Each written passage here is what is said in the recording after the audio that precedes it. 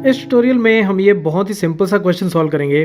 3 coins वर tossed 30 times simultaneously. तो ये मैं अपनी कलेक्शन में से ये बहुत पुराने 3 सिक्के लेके आया हूँ। ठीक है, ये आपने शायद देखे भी नहीं होंगे। तो हमने इन 3 सिक्कों को एक साथ उछाला। ठीक है, 30 टाइम्स एक साथ उछाला और each time the number of heads occurring was noted down as follows.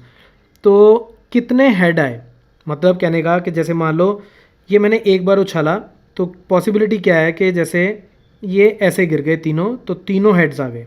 ठीक है, तो एक एंट्री आ गई, जैसे ये 3 की एंट्री आ गई। ठीक है, अगर एक टेल और 2 हेड आए तो हमने 2 लिख लिया। अगर ये ऐसे गिरे कि एक हेड है और 2 टेल्स हैं तो हमने 1 लिख लिया। और अगर ये सारे के सारे ऐसे गिरे, तीनों के तीनों जब मैंने उछाले तो तीनों तरफ टेल्स आ गई, तो एंट्री क्या आ गई, 0। तो 30 टाइम्स हमने इन तीनों को उछाल के नोट किया कि कितने हेड्स आते हैं, तो ये हमारी एंट्रीज बन गई। तो यानी कि यहाँ तो ये क्या होगा, हेड हेड हेड, यहाँ हेड हेड टेल, यहाँ हेड टेल टेल, या फिर टेल टेल टेल। तो इसका मतलब तीनों हेड आए, 2 हेड आए, 1 हेड आया और 0। तो यही वैल्यूज़ हैं 0 1 2 एंड 3, इसके अलावा और कोई नहीं हो सकती, राइट। अब वो कहता है prepare a frequency distribution table for the data given above. तो कितना सिंपल सा है, क्योंकि हमें पता है कि इसके बाहर कोई वैल्यू ही नहीं हो सकती।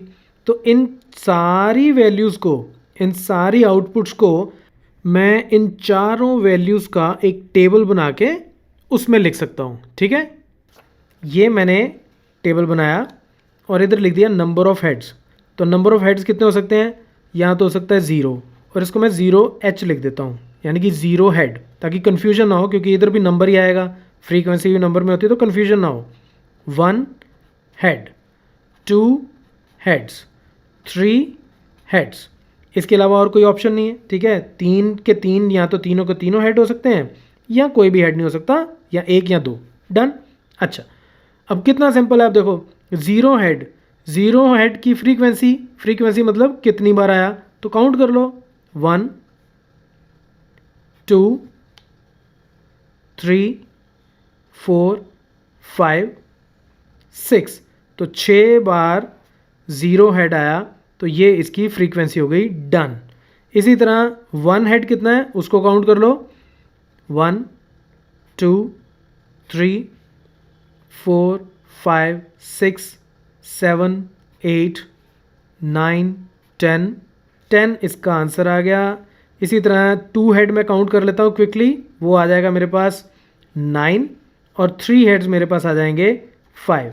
और इस सब का जब मैं टोटल करूँगा, इसको जब मैं टोटल करूँगा तो कितना आ जाएगा, 16 25 एंड 5 30, और 30 ही हमारे पास टोटल आइटम्स हैं, तो 30 इसका वापस से फिर काउंट भी उतना ही आ गया। ठीक है, तो ये सिंपल सा हमारे पास आंसर है इसका, ये इसका फ्रीक्वेंसी डिस्ट्रीब्यूशन टेबल बन गया। देखो आंसर तो यहीं पे ख़त्म हो गया, लेकिन एक आधी चीज़ हम और समझ लेते हैं कि देखो ये जो था, इस केस में ये हमारा ग्रुप्ड फ्रीक्वेंसी टेबल नहीं बना। इस केस में हमने ग्रुप्ड फ्रीक्वेंसी टेबल नहीं बनाया, ये इंडिविजुअल आइटम है। 0 हेड, हमने ऐसा नहीं किया 0 और 1 हेड का हमने ग्रुप बनाया हो, क्लास इंटरवल बनाया हो। इसमें क्लास इंटरवल नहीं है, ये सिर्फ हमारे पास एक क्लास है। ठीक है, इंटरवल क्या होता है, जब एक लोअर लिमिट भी हो अपर लिमिट भी हो। इसमें इंटरवल नहीं है, ये सिर्फ इंडिपेंडेंट एक क्लास है। ठीक है, तो ये अनग्रुप्ड फ्रीक्वेंसी डिस्ट्रीब्यूशन टेबल है, इसमें हमने ग्रुप नहीं किया। ये 0 एक एंट्री, 1 एक एंट्री, 2 एक एंट्री और 3 एक अलग से एंट्री है, right. So that's it from this video, keep watching मैथमाफिया।